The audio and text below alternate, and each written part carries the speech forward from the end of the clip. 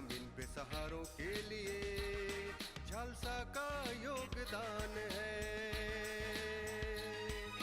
आओ करें इंसाफ और अपने हक की बात, कानून की बात, कानून की बात, कानून की बात, कानून की बात। जोहार, नमस्कार। कानून की बात में जब भी हम आपके साथ रूबरू होते हैं तो हम आपको कुछ चीज़ें रिपीट करते हैं। उसमें यह है कि कानून की बात की शुरुआत इसलिए की गई है कि आप कानूनी मामलों को समझें और न्याय पाने के लिए आपका जो हक है उस हक को कैसे आप अवेल कर सकते हैं वो आप ले सकें।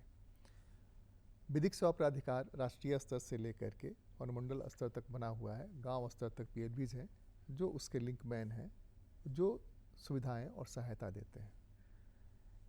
इस विधिक सेवा प्राधिकार के तहत वैसे लोग जो सक्षम नहीं मानते अपने को, जिनकी पहुंच नहीं है, पैरवी नहीं है, पैसा नहीं है, उनको लगता है कि हम कैसे न्याय पाएँ, कैसे न्याय लें, उनके लिए भी विशेष व्यवस्था की गई है।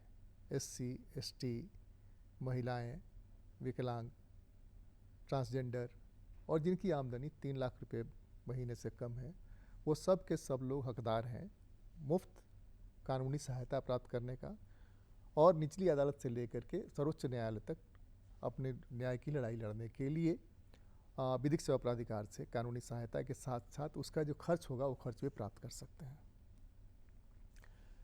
इसके अलावा बहुत सारे मामलों, बहुत सारे मुद्दों पर हम आपको जागरूक करना चाहते हैं कि जो आप नहीं जानते हैं उसमें आप कैसे विधिक सेवा प्राधिकार की मदद भी ले सकते हैं और बगैर मदद के भी अपने हक को पाने के लिए आगे बढ़ सकते हैं। तो आज हम बात करते हैं वैधानिक प्रतिनिधित्व का अधिकार किनको किनको है और कैसे है। हमारे साथ हैं प्रिंसिपल डिस्ट्रिक्ट जज रिटायर्ड SS प्रसाद साहब। स्वागत है आपका। नमस्कार, जोहार। तो एक तो पहले ये बताया जाए कि ये है क्या। ये right to legal representation act 1855 है, जिसमें हर व्यक्ति को अधिकार है कि वो अपने मामलों को डिफेंड करने के लिए किसी ट्रिब्यूनल के आगे, किसी कोर्ट के आगे या किसी प्राधिकार के आगे वो किसी सक्षम वकील को, अटॉर्नी को, अकाउंटेंट को या जो कोई उसके पक्ष को सही ढंग से प्रस्तुत कर सकें और उसको डिफेंड कर सकें, उसको खड़ा कर सकता है। और इसमें हम इसको 2 तरह से बांट सकते हैं। नॉन एडवोकेट भी हो सकते हैं क्या? नॉन एडवोकेट भी हो सकते हैं। जैसे अब आप ट्रिब्यूनल में तो एडवोकेट का कोई ज़रूरत नहीं भी अगर एडवोकेट है तो कोई कॉमन जो जानकार है वो चले जाएंगे।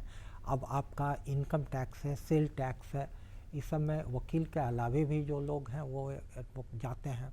बहुत से जगह अकाउंटेंट रिप्रेजेंट करते हैं। वहाँ तो CA शायद रिप्रेजेंट करते हैं ना, सेल टैक्स। तो वो अकाउंटेंट ही हुआ। तो वो सब लोग करते हैं। तो ये 1855 का जो है लीगल रिप्रेजेंटेशन एक्ट उसी के आधार पर होता है।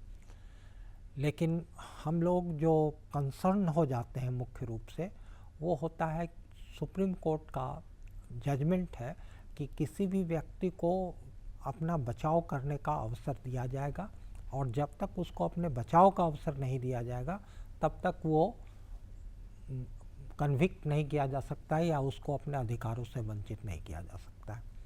आप भारतीय संविधान के अनुच्छेद 21 में आते हैं तो उसमें है क्या कि कोई भी अधिकार को अगर लिया जाएगा तो उसका एक प्रोसीड्योर है। उस एस्टैब्लिश्ड प्रोसीड्योर के द्वारा ही किसी व्यक्ति को किसी अधिकार से वंचित किया जा सकता है। उसी तरह से अनुच्छेद 22 है कि अगर यदि किसी व्यक्ति को गिरफ्तार किया जाता है तो उसको बताना होगा कि उसके गिरफ्तारी का क्या कारण है। फिर 24 घंटा के भीतर उसको मजिस्ट्रेट के सामने में उपस्थित करना होता है। तो ये संवैधानिक व्यवस्था हुई। इसके अतिरिक्त तो कुछ वैधानिक व्यवस्था में है कि अगर यदि व्यक्ति गिरफ्तार होकर आता है, कोई क्रिमिनल केस है उसका, तो उस क्रिमिनल केस में उसको डिफेंड करने के लिए वकील मिलना चाहिए। अगर वो स्वयं से वकील नहीं कर सकता है तो इसमें अभी आप विधिक प्राधिकार के एक्ट की चर्चा किए जो 1987 का है, उसके अनुसार सबको मिलता है। इसके अलावे CRPC जो पुराना था उसमें सेक्शन 304 और उसका भारतीय सुरक्षा संहिता में सेक्शन 341 है करस्पॉन्डिंग सेक्शन। उसके अनुसार अगर कोई व्यक्ति स्वयं अपना डिफेंस करने में सक्षम नहीं हो तो वो कोर्ट से रिक्वेस्ट करेगा और कोर्ट उसको वकील उपलब्ध कराएगा। अब उस वकील का क्या फ़ी होगा ये निर्धारित सरकार करेगी। हम लोग एग्ज़ाम्पल में देखे हैं कि बड़े बड़े नेताओं का केस भी लड़ा जाता है जिसमें बड़े बड़े वकील आते हैं, उनको ज़्यादा फ़ी दिया जाता है। तो ये फ़ी निर्धारित करने का अधिकार सरकार के पास है और वो उसको डिफेंड करेंगे, ये इसका प्रावधान है। इसलिए हम लोग देखे हुए हैं कि पाकिस्तानी आतंकवादी जो कसाब था उसको भी यहाँ भारत में अपना एडवोकेट दिया गया, अपने बचाव का मौका दिया गया। तो ये परिस्थिति है। इसमें जो है जो लोग जेल में बंद हैं विभिन्न तरह के गंभीर मामलों में, आपराधिक मामलों में, और वो सक्षम होते हुए भी कहते हैं कि नहीं हमको चाहिए एडवोकेट चाहिए, तो वो लोग भी अधिकारी हैं क्या? एक तो आप जो बोले प्राधिकार में जो प्रावधान है उसमें तो है आर्थिक सीमा जिसका 3 लाख तक आमदनी है, और जो शेड्यूल कास्ट से हैं, शेड्यूल ट्राइब से हैं, ट्रांसजेंडर हैं, महिला हैं, इस सब को है। लेकिन CRPC ये भारतीय सुरक्षा संहिता के सेक्शन 341 में ये कैटेगरी नहीं है। उसमें है क्या कि कोर्ट अगर समझता है कि ये अपना डिफेंस स्वयं नहीं प्रस्तुत कर सकता है, सक्षम नहीं है, तो वो न्यायालय के विवेक पर है, उसको दे देगा। तो बहुत बार इस तरह का दिए हैं, बड़े बड़े राजनेताओं का केस तो सरकार की ओर से ही लड़ा गया।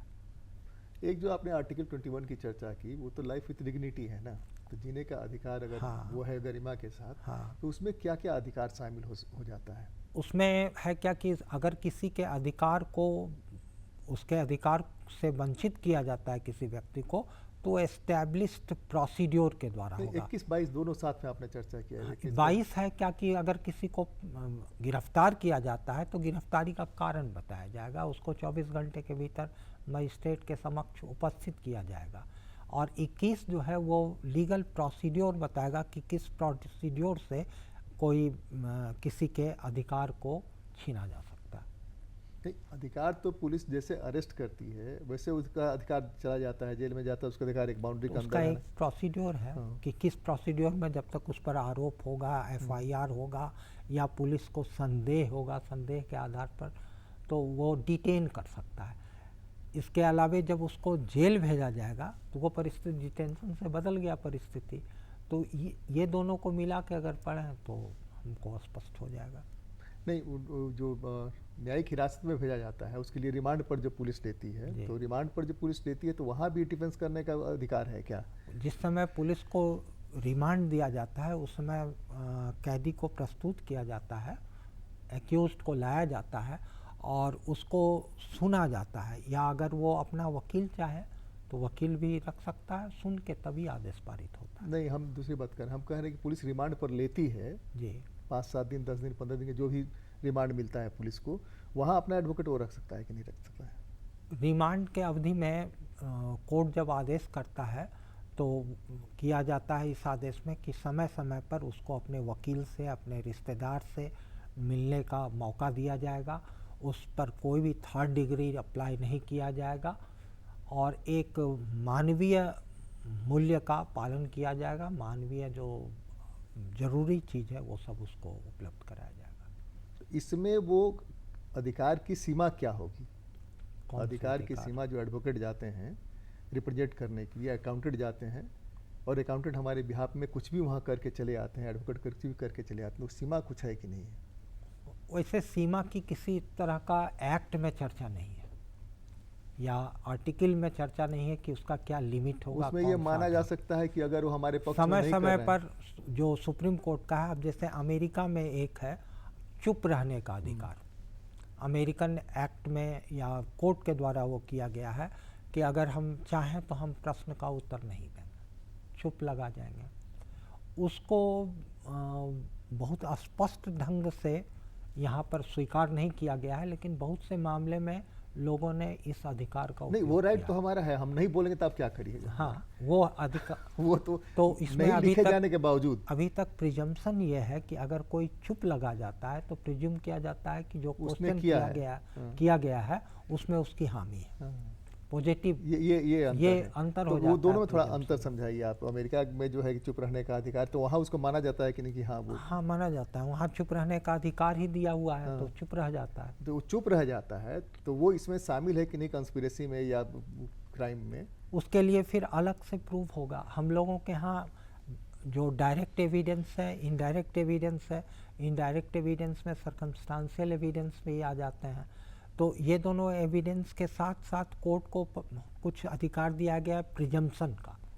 तो प्रिजम्पशन का अधिकार वहाँ भी है, यहाँ भी प्रिजम्पशन का अधिकार है। तो प्रिजम्पशन के आधार पे जजमेंट होता है।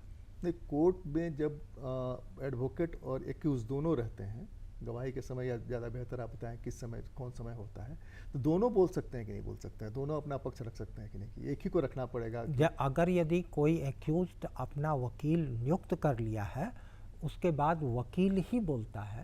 अच्छा, लेकिन कोर्ट चाहे तो परमिट कर सकता है कि उसको कि उसकी बातों को सुना नहीं जाए, जैसे कि कहा आप जाए। पशुपालन घोटाले की सुनवाई कर रहे थे सीबीआई के मामले में, मुख्यमंत्री और दूसरे सीनियर अफसर्स आए हुए थे जो कन्विक्ट होने वाले थे या कन्विक्ट ये जेल में बंद थे, तो वैसे लोगों में आपका क्या अनुभव रहा? वो लोग बोलते थे, बोलने का आप देते थे? बोलने का एक अवसर आता है। एक तो जिस समय गवाह आया उस समय गवाह से जो भी क्वेश्चन हुआ तो वकील करते हैं। इसके बाद एक स्टेज आता है जब गवाही, प्रोसिक्यूशन का गवाही बंद हो जाता है, तब एक्यूज्ड का स्टेटमेंट लिया जाता है। वो कोर्ट ही क्वेश्चन तैयार करती है, एविडेंस जितना कलेक्ट हुआ उसके आधार पर क्वेश्चन तैयार किया जाता है और उसमें फिर उसको एक्यूज्ड से पूछा जाता है उस क्वेश्चन को। उस समय वकील की आवश्यकता नहीं होती है, सिर्फ वो स्वयं एक्यूज्ड ही बताता है कि क्या है। तो वो बड़ा लंबा भी हो सकता है, छोटा भी हो सकता है। फिर अलग से एक प्रोविज़न है कि अगर एक्यूज्ड चाहे तो स्वयं को अपना गवाह के रूप में प्रस्तुत कर सकता है। इन मुकदमों के अलावा यह अधिकार और कहाँ लागू होता है? अब देख लीजिए कि ये तो हुआ डिफेंड करने का डिफेंड अधिकार, लेकिन आप ऐसी परिस्थिति की कल्पना कीजिए जिसमें कोई सिविल का मुकदमा चल रहा था और सिविल के मुकदमे के दौरान ही उस व्यक्ति का, अपोजिट पार्टी का डेथ हो गया। अब वहाँ भी लीगल रिप्रेजेंटेशन होगा, जो डेथ हो गया उसको रिप्रेजेंट कोई करेगा तो वो उसका जो वारिस होगा वो उसको रिप्रेजेंट करेगा और वो उस जो उसका लीगल हेयर होगा उस पर ड्यूटी हो जाएगा कि कोर्ट के डिग्री को वहाँ से लागू कराया जाए। कोर्ट का डिग्री अब उसके मतलब ऊपर लागू हो जाएगा और उसको पे करना होगा जो डिग्री का चीज़ है वो। ये अब आपका सीपीसी का सेक्शन 58 है, 47 है, 52 है, 47 है, 50 है। एक लगातार क्रम से चला जा रहा है जिसमें किसी व्यक्ति की मृत्यु के बाद उसके जो रिप्रेजेंटेटिव होंगे उसको पार्टी बना दिया जाता है। हो या ये बेटा हो सकता है, हो पत्नी, सकती तो है। कौन हेयर है, फर्स्ट क्लास हेयर है, सेकेंड क्लास हेयर है, थर्ड क्लास हेयर है। ये इसको थोड़ा सा समझाइए, थोड़ा clear जैसे है क्या कि अगर यदि कोई व्यक्ति का डेथ हो जाता है तो अब डेथ के बाद उसकी संपत्ति जो है, अगर कोई वो नहीं किया है, किसी तरह का वसीयत विल नहीं नहीं किया है, वसीयत नहीं किया है, तो वो उस पर चला जाएगा, उसके बेटा को जाएगा, फर्स्टली तो पत्नी को जाएगा। पत्नी, बेटा, बेटी सब एक साथ हो गया। ये फर्स्ट क्लास हेयर अच्छा। है, हिंदू लॉ में कह रहा है। मुस्लिम में फिर अलग से है सक्सेशन एक्ट, तो सक्सेशन एक्ट के हिसाब से बढ़ता है।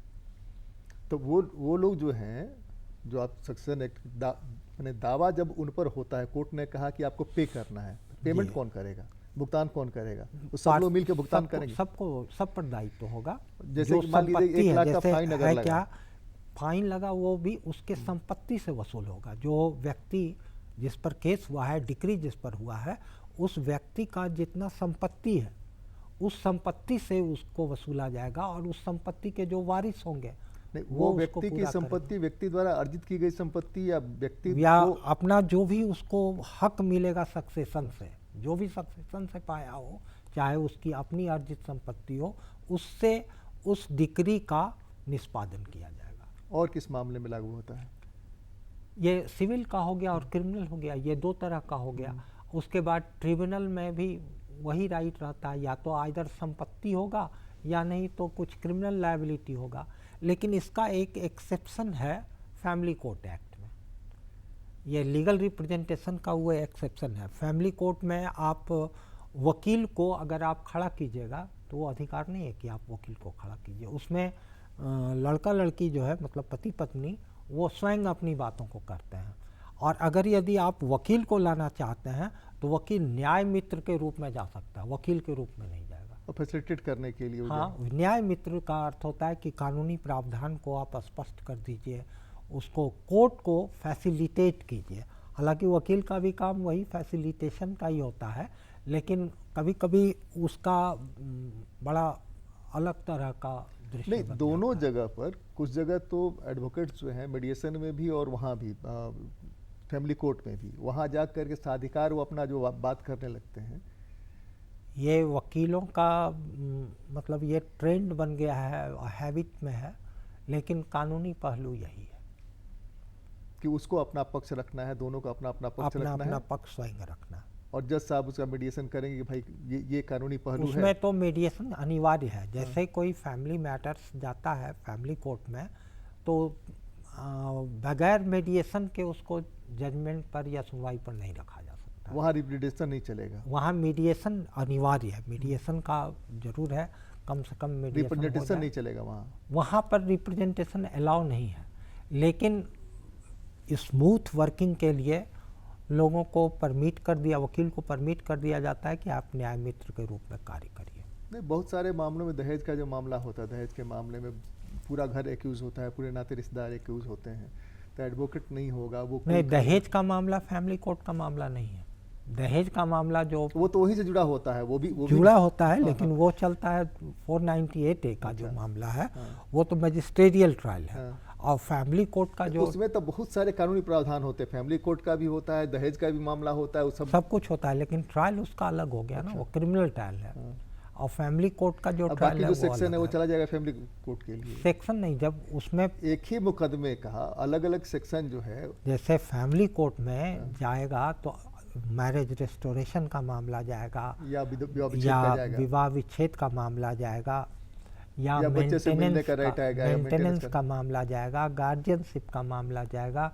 लेकिन ये जो दहेज में है जो है, वहाँ पर तो सजा दिया जाएगा ना, तो सजा देने की बात तो फिर तो मजिस्ट्रेट के यहाँ चला जाएगा, फैमिली कोर्ट में नहीं होगा।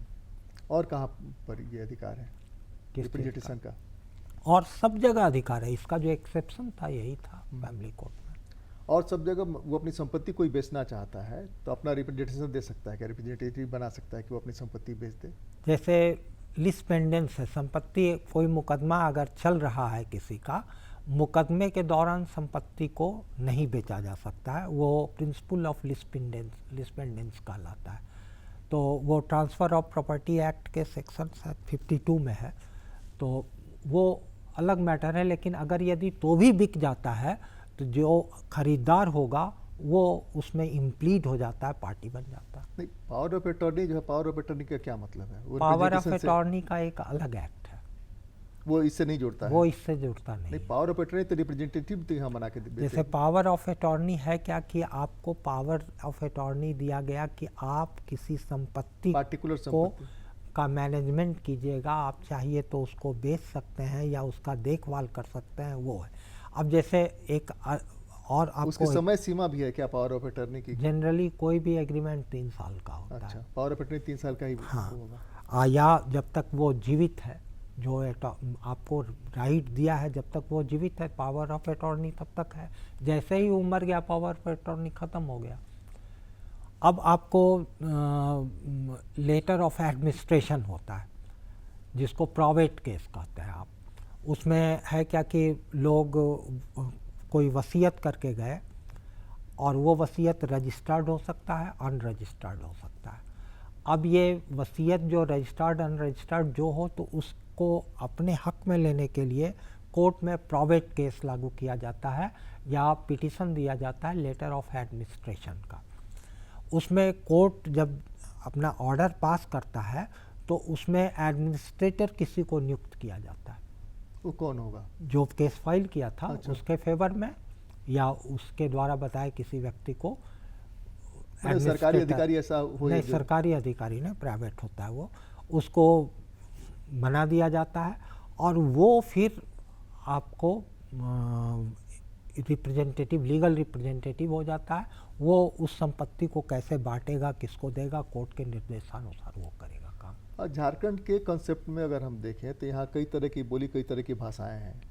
तो ये क्या नाम है, कोर्ट में जो बहस होती है तो जो मुवक्किल है बहुत सारे मामलों को समझ नहीं पाता है, तो वो नहीं समझ पाता है। वो रिप्रेजेंटेटिव बना दिया है, अपना किसी को रिप्रेजेंटेटिव बना दिया है, तो वो कैसे चीज़ों को समझेगा कि हमारे पक्ष में ये बोल रहे हैं कि हमारे विपक्ष में बोल रहे हैं, क्या कर रहे हैं, नहीं कर रहे हैं, या उसने रिप्रेजेंटेटिव बना दिया तो उसका सारा अधिकार चला गया रिप्रेजेंटेटिव को। अगर यदि या जज साहब वो देखेंगे, ऑब्जर्व करेंगे कि भाई, अगर यदि कोई वकील या जिसको रिप्रेजेंटेटिव बनाया है वो अपने क्लाइंट के हित के विरुद्ध कोई बात कोर्ट में बोलता है या किसी बात को, गलत चीज़ को स्वीकार कर लेता है, तो एडवोकेट एक्ट में फिर उसके विरुद्ध मामला लाया जा सकता है। नहीं, जज साहब तो वहाँ देख सकते हैं कि हाँ, जज साहब तो प्रोटेक्ट करेंगे। जब तो न्यूट्रल होता है, वो अगर देखता है क्या कि किसी व्यक्ति को गलत ढंग से फंसाया जा रहा है या जो उसको डिफेंड करने के लिए आया है वही उसको इम्प्लिकेट करता है, तो उसमें एक प्रिंसिपल है हम लोगों के लॉ का, जिसमें कहा गया कि सेल्फ कल्पेटरी स्टेटमेंट को एक्सेप्ट नहीं किया जाएगा। जिससे मतलब ऐसा स्टेटमेंट जिसमें कि स्वयं व्यक्ति फंस जाए, उसको एक्सेप्ट नहीं किया जाएगा। तो व्यक्ति हो या उसका प्रतिनिधि हो, सेल्फ कल्पेटरी अगर कोई भी चीज़ आता है तो उसको रिजेक्ट कर दिया जाएगा। इस एक्ट को लागू करने कराने के लिए क्या प्रावधान है? किस एक्ट को? रिप्रेजेंटेशन एक्ट को लागू है वो तो। नहीं, लागू है नहीं, मतलब कि उसको पाने के लिए क्या अधिकार है?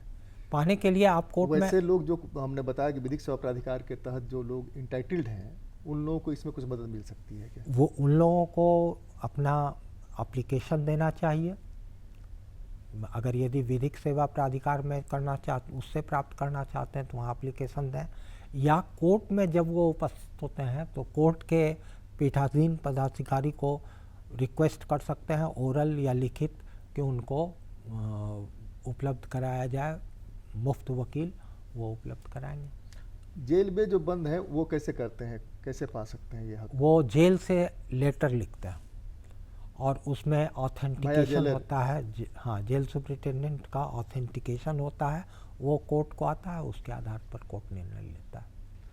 जो लोग कंप्लीट वंचित हैं, जैसे पीजीटी है या ट्राइब्स हैं, एससी हैं, जो अब तक रेल नहीं देखे हैं, अब तक जिला मुख्यालय नहीं पहुंचे हैं, प्रखंड मुख्यालय नहीं पहुंचे, उनको पता ही नहीं है, उनको कैसे उसके लिए तो यही पीएलवी जाएंगे। ये हम लोग जो प्रचार प्रसार करते हैं उसके माध्यम से उनको सूचना मिले, किसी भी ढंग से वो अगर सक्षम व्यक्ति तक अपनी बात पहुंचा देते हैं।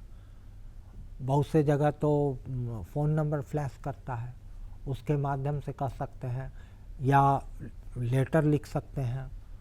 किसी भी ढंग से अगर मालूम हो जाता है तो उसको उपलब्ध कराया जाता है। इसको अगर हम लोग कंक्लूड करें, कंक्लूड करने में फिर से रिपीट करें अगर आप रिप्रेजेंटेशन एक्ट को। ये representation act right to representation, legal right to representation का एक्ट 1855 है, और ये प्राधिकार का 1987 का एक्ट है। भारतीय सुरक्षा संहिता का सेक्शन 341 है। इसके आधार पर उनको मिलेगा। उसके बाद संविधान का अनुच्छेद 21 और 22 है, जिसको कि सब जगह अप्लाई किया जाता है। इस आधार पर कोई भी अपना लीगल रिप्रेजेंटेटिव क्लेम करता है। विधिक सेवा प्राधिकार के तरफ से जो व्यवस्था है, उस व्यवस्था में आपको वहाँ तक पहुँचना होगा, और आप नहीं पहुँच पा रहे हैं तो कुछ सारी व्यवस्थाएं विधिक सेवा प्राधिकार द्वारा की गई हैं, जिसमें कि पैरालीगल वॉलंटियर हैं, पंचायतों में व्यवस्था है, लीगल क्लिनिक की व्यवस्था है, बड़े बड़े हॉस्पिटल्स में व्यवस्था है। वहाँ से भी आप अपने हक और अधिकार पा सकते हैं। इस हक अधिकार पाने के लिए आपको तो आगे बढ़ना ही पड़ेगा, बिना आगे बढ़े आप हक अधिकार कैसे पाएंगे। इसलिए कि विधिक सेवा प्राधिकार में जो लोग बैठे हुए हैं वो आपकी मदद के लिए बैठे हुए हैं, तो मदद के लिए गुहार तो आपको करना पड़ेगा। भले ही सर्वोच्च न्यायालय ने यह व्यवस्था कर दी हो, कोई भी व्यक्ति न्याय से वंचित नहीं रहे, लेकिन न्याय तो उसी को मिलेगा जो न्याय पाने के लिए आगे बढ़ेगा। हम उम्मीद करते हैं कि आप न्याय पाने के लिए आगे बढ़ेंगे और विधिक सेवा प्राधिकार द्वारा जो सहायता और सुविधा दी गई है वो सहायता और सुविधा आप पाएंगे। कानून की बात में आज तो बस इतना ही। अगली बार मिलते हैं, किसी और मुद्दे पर चर्चा करते हैं। बहुत बहुत धन्यवाद। जोहार, नमस्कार।